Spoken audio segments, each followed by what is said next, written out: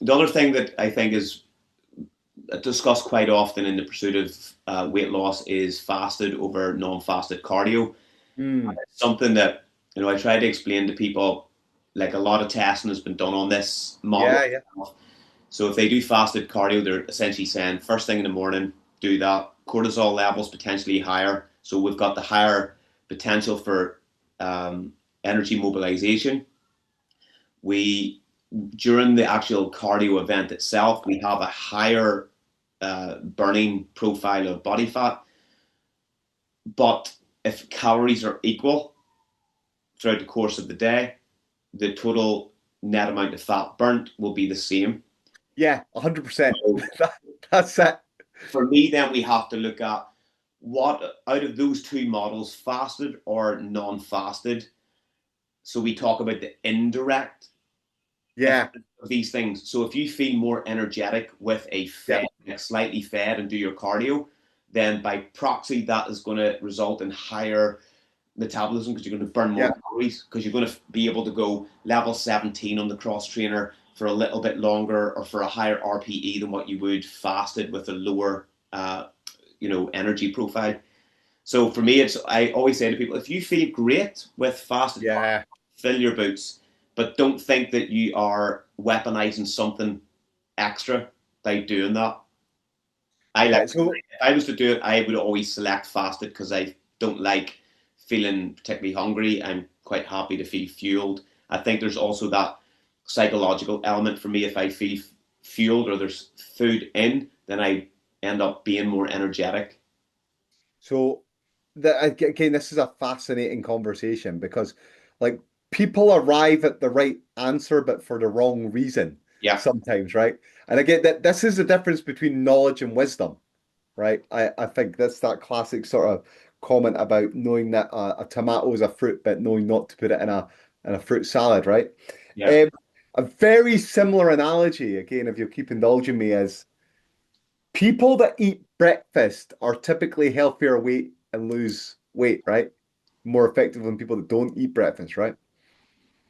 However, on randomized control trials and things like that, where you control the calories and everything like that, people don't do necessarily any better eating breakfast versus not eating breakfast.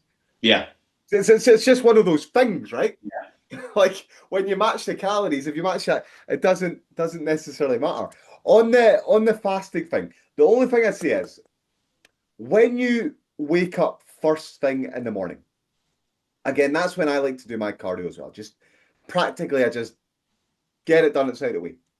You are in a state of negative nitrogen balance. yeah. You are in a state of muscle protein breakdown. And until you get something to kickstart that muscle protein synthetic machinery, then you're going to be continuing to be in muscle protein breakdown. Now, you will largely utilize fatty acids, right? Yeah. Because you've got a large fatty acid reservoir. You have also got stored glycogen in your liver to maintain your blood glucose levels, and then you've got your muscles, which are going to be utilized, which have got some stored muscle glycogen as well. But there's maybe a small risk of losing a little bit of muscle mass. So if there's a time to use branched chain amino acids, probably a time like that is the time to use them.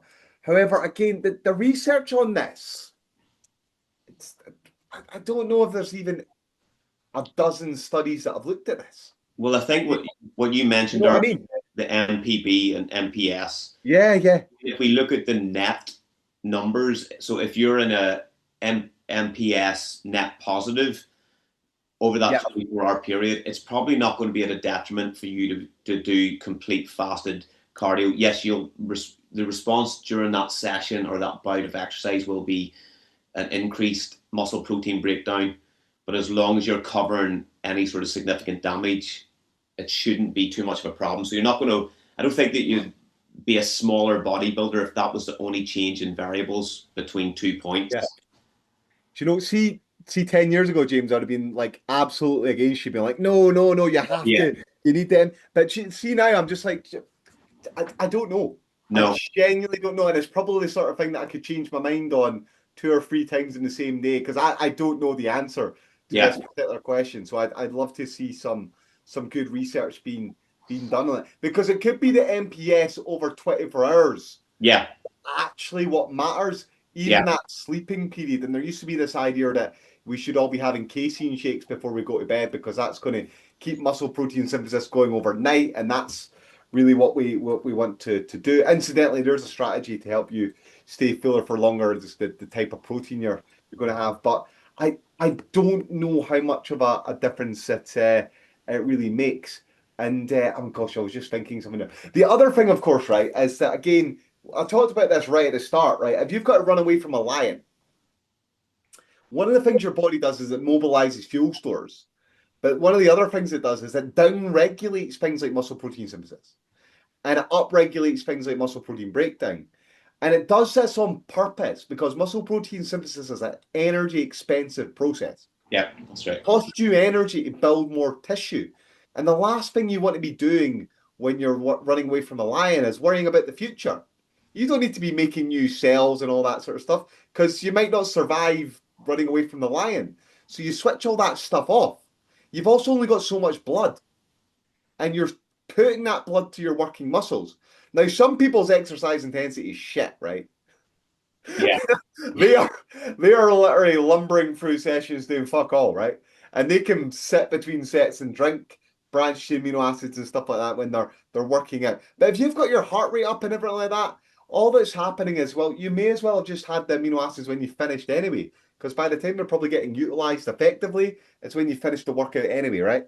yeah. Rather than like sort of intra-workout nutrition like that. I mean, there's a different story there for long distance cyclists and stuff like that, but again, that's a different story. I think that's perfect there, almost to sort of conclude this sort of the topic itself. But for me, it's more important in the morning for to focus on hydration, particularly if you are going to go Yeah. immediately into activity.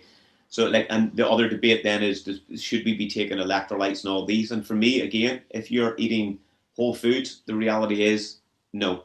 You're going to be able to balance all these things out once again with the likes of the RAS system. But if you're going to do fasted cardio where there's no trace amounts of electrolyte intake, then I would be suggesting electrolyte supplement would be good, I think, as a fasted prior to exercise in the morning, just so we get a wee bit more water uptake. Yeah, I think that's good. I think that's good. If you go onto the UK Institute of Sport and you look at their hydration guidelines, what they say is 125 to 250 mils of fluid per 15 minutes of exercise. And it's very Yeah, broad. And that's because they appreciate that people are different sizes. But there's actually a recommendation for fluid intake for when you wake up first thing in the morning as well. And it aligns more or less with what you said there as well, which is like about 250 mils to 500 mils when you're up in the morning, and maybe a similar amount, maybe about an hour before you exercise. And that's almost like to make sure that you're hydrated and a little bit of anticipating first that might come. However, if you speak to people that work in this area, I mean that sort of stuff's really highly controversial to them because they'll be like, well, doesn't necessarily show that you need to and you should drink to first. And there's lots of recommendations that if you're not doing exercise which lasts any more than 90 minutes, then water's maybe all you need. yeah. I Like think just like literally water. Mineral intensity, water is probably better than intensity like is smart probably water. yeah. Intensity, I think, is probably the main consideration at that point. Like if we sort of think about sort of redirection of fluid within the Mm, body. So whenever we're in a higher state of like adrenal response, quite often you'll yeah, end up suffering with a bit of dry mouth. So you end sure. up your lips are stuck to your teeth. You know that anybody that's Yeah. done bodybuilding for the first time and have found that backstage, and you're already maybe slightly dehydrated, like you feel this dryness. So we'd maybe say like use a bit of Vaseline in the inside of your lips or whatever else. But I actually had I think it was James Alabaster years like a few years back had messaged me. We were in conversation. And he says, "Why do I always get like a dry mouth whenever I'm doing leg presses?" And I was like, it's essentially all tapped into that sort of fight or flight. So if you have like Yeah, yeah, right yeah, yeah. high intensity profiles, you're going to have like water like fluid distribution towards like sweat glands and and things like that as they move away. So you don't really need the water in your mouth at that point. But for Makes me, sense, right? I mean, but yeah, you don't need it in your mouth while you're trying to run away from a lion, right? Crazy. exactly. So that's what you're saying.